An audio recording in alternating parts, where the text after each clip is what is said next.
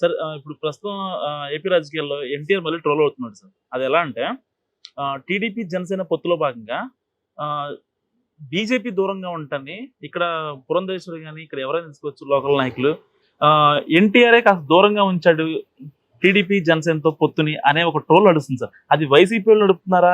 లేకపోతే ఇంకెవరన్నా టీడీపీ వాళ్ళు ఇంటర్నల్‌గా నడిపిస్తున్నారా తెలీదు. ఒక ట్రోల్ నడుస్తుంది. దీనిపై మీరేమంటారు? పని పాట లేనోళ్ళు చేసుకోండి అంతకంటే ఏం లేదు. ఎందుకు అనవసరం ఆయన మీద పడతారు మీరు. జనసేన, టీడీపీ, బీజేపీ, వైఎస్ఆర్సీపీ వీళ్ళందరూ కాకుండా మధ్యలో షెరిల్లా సంవత్సరం వాళ్ళు తిప్పలేదో వాళ్ళు పడుతున్నారు. పెళ్ళాం పిల్లలతో శుభ్రంగా కాపురం చేసుకొని 10 సినిమాలు చేసుకొని 10 రూపాయలు డబ్బులు సంపాదించుకొని ప్రశాంతంగా ఉండి మనిషి మీద ఎందుకు పడతారు మీరు?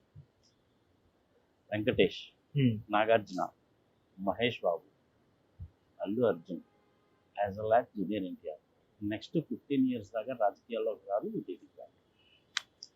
సందేహం లేదు. అతన్ని ఎంత అవమానించారనుకున్నావు? చాలా అవమానకరంగా చూశారు. అందులో చంద్రబాబు నాయుడు వ్యవహారం ఎట్లా ఉంటుందో మనకు తెలుసు కదా. వాడుకుంటాడు, అవతల వారేస్తాడు. అవసరానికి ఎంత నీచమైన పనులైనా చేస్తాడు. చూసాం కదా మనం. బీజేపీ వాళ్ళని తిడతాడు, మళ్ళీ బీజేపీ వాళ్ళతోటే కావాలంటాడు. కాంగ్రెస్లో నుంచి బయటకు వచ్చిన తెలుగుదేశం పార్టీ పోయి మళ్ళీ కాంగ్రెస్ వాళ్ళతో కలుస్తాడు. సో అందుకని చంద్రబాబు నాయుడిని బీజేపీ వాళ్ళు నమ్మరు, యాజ్ వెల్ యాజ్ వేరే పార్టీ వాళ్ళు నమ్మరు. ఆంధ్రప్రదేశ్లో ప్రజలు కూడా నమ్మరు కాబట్టి 23 ఇచ్చారు. మధ్యలో అనవసరం జూనియర్ ఎన్టీఆర్ని ఎందుకు లాక్కొస్తారు మీరు? శుభ్రంగా బతికేవాడిని బతికినీరా? అంటే కాదు సార్, ఇక్కడ ట్రోల్ అవుతుంది ఏంటంటే ఒకవేళ ఈయన కనుక కేంద్రంతో అమిత్ షాతో కానీ, మోడీతో కానీ రాయబారి నడిపి అసలు ఇదంతా మనకెందుకులే, టీడీపీ, జనసేనతో మనం ఎందుకు వెళ్ళాలి, మీరు బీజేపీ స్ట్రాటజీ లాంగ్ స్ట్రాటజీ ఉంటుంది, ఎందుకు వెళ్ళాలి అంటే ఆయన డైరెక్ట్ గా అన్నాడని కాదు, కానీ నడిచే ట్రోల్స్ అలా ఉన్నాయి. ట్రోల్స్ కదా ఇవన్నీ కూడా. ఎవరు ఇష్టం వచ్చినట్టు వాళ్ళు ట్రోల్స్ చేస్తూ ఉంటారు. ట్రోల్స్ ఎందుకు పట్టించుకోవాలి? మనకి మంచి సోర్స్ నుంచి ఎథనెటిక్ ఇన్ఫర్మేషన్ ఏమన్నా ఉందా? ఒక్కసారి లేదు. లాస్ట్ టైం తెలంగాణ ఎలక్షన్స్ జరుగుతున్నప్పుడు అమిత్ షా గారు వచ్చారు, రామోజీరావు గారిని కలిశారు, మాట్లాడారు, వెళ్ళిపోయారు. జూనియర్ ఎన్టీఆర్ని పిలిచారు, మాట్లాడారు, వెళ్ళిపోయారు. దాని తర్వాత ఇంకెప్పుడు ప్రస్తావన లేదుగా. మరి ఇప్పుడు ఎందుకు వచ్చింది ఈ ప్రస్తావన? ఏదో ఒక విధంగా ఆ పిల్లని బదనాం చేయాలి, పాడు చేయాలి. ఆయన సభలకి పిలవలేదు, పని పిలిచినా కానీ ఆయన రాలేదు, వాళ్ళ దానికి రాలేదు, వీళ్ళ దానికి రాలేదు. అనవసరం ఎందుకు ఆ పిల్లల మీద పడి ఏడుస్తున్నారు సార్? అంటే 4 బిర్యానీలు తినేటువంటి వాడు లావ్ అయిపోతే కనుక సినిమాలకు పనికిరాలని తిండి కూడా తగ్గించుకొని కష్టపడి పైకొచ్చాడు. పెద్దగా చదువుకున్నటువంటి వాడు కాదు, నోరు జారి మాట్లాడేటువంటి వాడు కాదు, అత్యాశకి పోయేటువంటి వాడు కాదు, ఎవరిని కూడాను అంత ఇదిగా చేసేటువంటి వాడు కాదు, తిట్టేటువంటి వాడు కాదు, నోరు జారి మాట్లాడేటువంటి వాడు కాదు. ఆ పిల్లోడు పని ఆ పిల్లోడు చేసుకున్నాడు కదా. ఎందుకు ఆ పిల్లోడిని బతకనీయకుండా మీరు అనవసరం ఏది ఈ రూంపులోకి ఎందుకు లాగుతున్నారు? అతన్ని దయచేసి అక్కడ పనులు చేయబట్టండి. అతను చాలా కష్టపడి పైకి వచ్చాడు, మంచి సినిమాలో చేసుకున్నాడు. ఏదో 1-2 విలేజెస్ని అడాప్ట్ చేసుకోవడము, అన్ని పార్టీల వాళ్ళకి తలా 1 లక్ష 2 లక్షల డొనేషన్ ఇవ్వడం లాంటివి చేస్తాడు, కానీ రాజకీయాల్లోకి రాడు. అమిత్ షా గారు మాట్లాడితే ఆ రోజు కాకపోతే తర్వాత 10 రోజుల సరే చెప్పేవాడు కదా, అవును నేను బీజేపీలో జాయిన్ అవుతున్నాను, బీజేపీ వాళ్ళకి సపోర్ట్ చేస్తున్నాను అని చెప్పేవాడు. ఈ రోజు వరకు చెప్పలేదుగా. ఇంచుమించుగా సంవత్సరం పైన అయిపోవట్లా జరిగింది. అవును, ఎప్పుడు చెప్పలేదుగా. అతను ఏంటంటే తర్వాత అమిత్ షా గారు ఫోన్ చేసి అడిగినా, ఇంకో రకంగా అడిగినా, ఇతను ఢిల్లీ వెళ్ళినప్పుడు అడిగినా కానీ ఎక్కడా టీవీలోకి రాకుండా చాలా పొలైట్గా చెప్పుకుంటాడు. నేను ఇప్పుడు 15 సంవత్సరాల దగ్గర రాజకీయాల దగ్గర రాదలుచుకోలేదండి, బట్ నా మద్దతు అయితే ఉంటుందండి, ఓటు పీకే వేస్తానండి చెప్తుంది.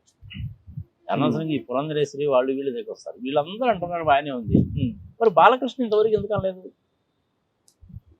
పురంధరేశ్వరి ఎంత దూరం, బాలకృష్ణలో అంతే దూరంగా. మరి పురంధరేశ్వరి అంటుందని చెప్పి మీరు అంటున్నారే, ట్రోల్స్ పెడుతున్నారండి, మరి బాలకృష్ణ ఎందుకు అనలేదు? ఎందుకు అనలేదంటారు? వాస్తవాలు తెలుసు కాబట్టి, జరగలేదు అన్న సంగతి అతనికి తెలుసు కాబట్టి. పురంధరేశ్వరి ఏంటంటే బీజేపీ తరఫున ఉంది కాబట్టి ఏదో ఒకటి మాట్లాడాలి కాబట్టి అంటుంది. పురంధరేశ్వరి కాంగ్రెస్లో ఉండి తెలుగుదేశం నుంచి కాంగ్రెస్కి పోయి కాంగ్రెస్లో 2 సార్లు పదవులు అనుభవించి బయటకు వచ్చి ఇప్పుడు మళ్ళీ బీజేపీలో జాయిన్ అయింది. అవునా? బీజేపీలో జాయిన్ అయిన మనిషి ఊరుకుందా అంటే ఊరుకోలేదు. మన్మోహన్ సింగ్ గారు ఏంటో తెలియదు ఆమెకి, 100% తెలుసు కదా. ఆయన అంటే ఏమి మాట అనలేదు అనుకో, 10 లక్షల కోట్లు అప్పు చేసేసారు ఆంధ్రప్రదేశ్ ప్రభుత్వం అని మాట్లాడతారు.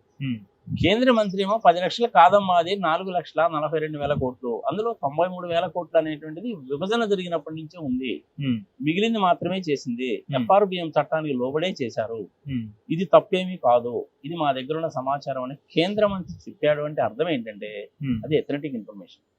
అయినా కానీ పురంధరేశ్వరి 10 లక్షల కోట్లు 10 లక్షల కోట్లు అంటారు. ఆ TV5లో ఆ ఎల్మండల సాంబాన్ ఏదో అంటారు, I'm sorry to say this, ఆ ఎల్ సాంబా గిల్ సాంబా ఏదో అంటూ ఉంటారు కదా ఆయన, సాంబశివరావు, ఆయన అదే మాట అంటాడు. ఈ మహా టీవీలో ఉండే వంశీ అదే మాట అంటారు, వీళ్ళందరూ అదే మాట అంటారు. వీళ్ళందరూ కాకుండా జీవీ రెడ్డి అని ఒక ఆయన పట్టుకొస్తారు, ఆయన అదే మాట చెప్తారు. ఎల్సాంబ అంటే ఏంటి సార్?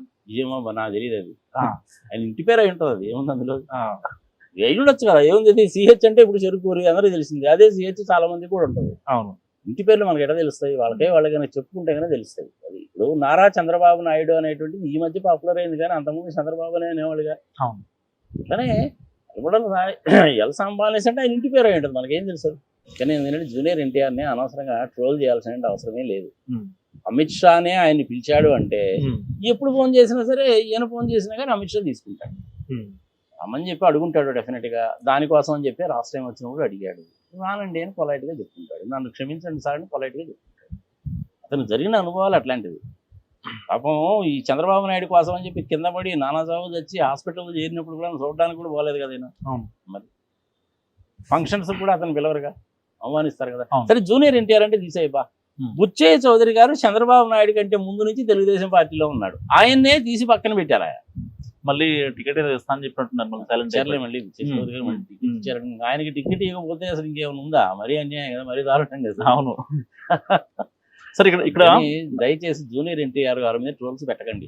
ఆయన ఏదో అమిత్ షా తోడు మాట్లాడాడు, తెలుగుదేశంతో కలవద్దని చెప్పాడు, ఇవన్నీ పుకార్లు తప్ప ఇంకేం కావు. మీరు చెప్పినంత మాత్రాన్ని వాళ్ళు వింటారనుకుంటున్నావా ఏంది? ఏమనుకుంటారా అసలు మీరు? అమిత్ షా మోడీ అంటే ఏమనుకుంటున్నారు మీరు? పట్టతల మీద ఒత్తిడికి రకాలు నిలుపుగా నిదానంగా ఇటుక మీద ఇటుక పేర్చుకుంటూ పార్టీని డెవలప్ చేసి 2 సీట్ల నుంచి 303 సీట్లు తెచ్చుకునే వాళ్ళు. 40 సంవత్సరాలు పట్టింది వాజ్పేయి గారికి ప్రైమ్ మినిస్టర్ కావాలంటే. మరి అట్లాంటి వాళ్ళు ఎందుకు చేస్తారు? వాళ్ళు అట్లా తొందర పడేసిన వాళ్ళు కాదు, ఏదో టక్మని చెప్పి అధికారం కోసం అని చెప్పి మాయదారి పనులు చేసేటువంటి వాళ్ళు కాదు. ఇప్పుగా నిదానంగానే ఉంటారు, అడగడంలో తప్పు లేదు. లాస్ట్ టైం వచ్చినప్పుడు అడిగాడు, ఇతను కూడా పొలైట్గానే చెప్పుకుంటాడు. ఇన్ని సంవత్సరాల తర్వాత, ఇన్ని రోజుల తర్వాత మీరెందుకు ఈ విషయాన్ని చెప్తే అనవసరంగా ట్రోల్ చేస్తారు? అనవసరంగా ఆ పిల్లల్ని బదనాం చేయడం తప్ప ఇంకేమీ లేదు, వేరేది లేనే లేదు. సుఖంగా బతకని రాయా మీరు మనుషులు, మీ టీవీ ఛానల్ పని ఇవ్వట్లేదా? మీకు ఇంపార్టెంట్ విషయాలు ఏదైనా చెప్పండి, 2 విషయాలు చెప్పండి, అనవసరం వాళ్ళు పెట్టుతారండి మీరు.